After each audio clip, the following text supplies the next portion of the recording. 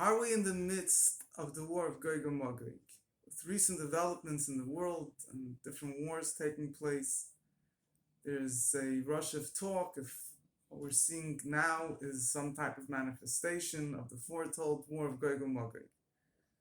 So first of all, as the Rambam himself makes it very clear, Maimonides makes it very clear at the end of his book, the end of his Mishnah Torah, that the whole way how Gog and Magog will play out, we do not know how it will take place until it will take place. And furthermore, as the Ran Rabbeinu Nissim explains in his famous Drasha Saran, he says that sometimes it's possible that even while these events are taking place, we will not know what these events mean until they are over. So there's no way unless someone has prophetic insight, there's no way for regular people to decide whether a certain war is Gog and Magog or not. Either way, in general, our sages tell us that if you see Malchis, Mizgar, Zu, Bezu, if you see kingdoms, countries fighting with one another, you should await the arrival of Mashiach, the feet of Mashiach. And there's different explanations what this means, but on a very basic level, wars have generally brought about change in the world, whether it was good change, negative change, but change and transformation usually was as a result of wars. The rise of powers, the rise of kingdoms, the downfall of kingdoms and governments have been many times been brought about through war. So when you see war, it means that spiritually there's a change going on, and we should try to increase our Torah, mitzvahs, our good deeds, our goodness and kindness in order to usher in the time of Mashiach.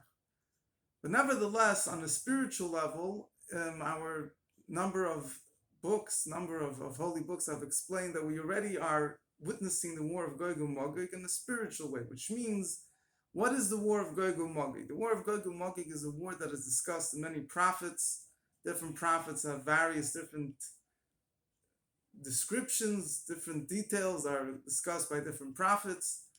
But David HaMelech, King David says in Tehillim, he says in chapter 2 of Psalms, he says, that the nations of the world will make a lot of noise,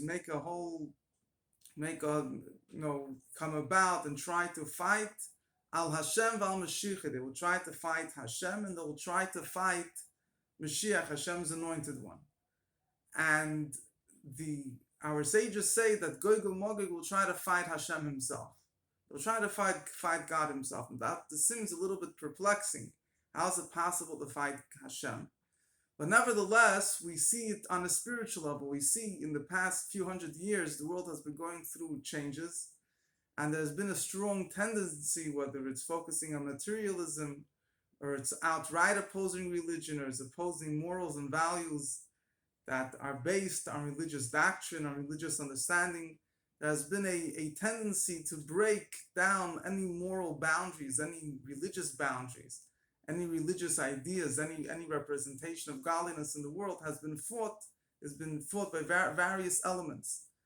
Now, this might appear as a negative sign, but our sages explain to us this is really a positive sign, because the fact that these negative forces are trying with all their might to fight spirituality, to fight godliness, means that they're sensing that their end is near. When an opponent realizes that his end is near, when someone is about to lose the battle, that's when he tries to usher up as much strength as possible to be able to give the last push. Just like a candle, right before it extinguishes, the flame goes up, or a weak person is about to lose a boxing match, he tries to strengthen himself with his last ounces of strength, and he puts up a big fight right at the end.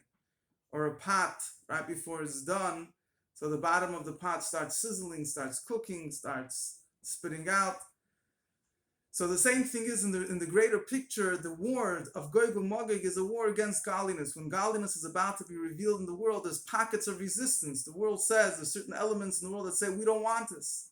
So therefore we will bring out our ugliest manifestations in order to try to oppose the manifestation of godliness. How are we to deal with that? So Gog and Magog is a war that Hashem himself will fight. The Pasuk says, "Until Yeshiv Hashemayim Yitzchak Hashem Milaglamai." Hashem will laugh at the nations that are making a lot of noise and having great plans, And the end of the day is it will all come to nothing. The Eibusher will laugh at it. It's a war. As we know, Gog and Magog is a war that, as the Pasuk said, that Hashem himself will fight. So Hashem will remove the negativity of the world. But what we have to do is we have to increase in good. We shouldn't be affected by the negativity. We shouldn't let what's going on in the world try to bog us down. Instead, we should increase in good. We should have trust and faith in Hashem and realize that the negative things that are going on in the world, the spiritual wars, the physical wars as well, are a manifestation of the last remnants of pockets of resistance that are trying to fight the ultimate complete revelation of godliness that will take place in the future of the coming of Mashiach. On a practical note, even we've seen in as time goes on, there's resistance to different religious manifestations in a number of ways. Most recently, there's a spiritual war going on as well regarding the education of Torah, true education in New York State. I encourage everyone to sign the petition at protectchinuch.com, protectchinuch.com, which is, again, whatever explanations might be given. At the end of the day, if someone looks at things from a spiritual viewpoint, it's clear that this is a spiritual war trying to eradicate the mention of godliness, of religion, of Judaism, and we have to do what we can to fight it, and Hashem should help, and we should merit the coming of Mashiach. Take it from Yad Mamish, speedily now. Amen.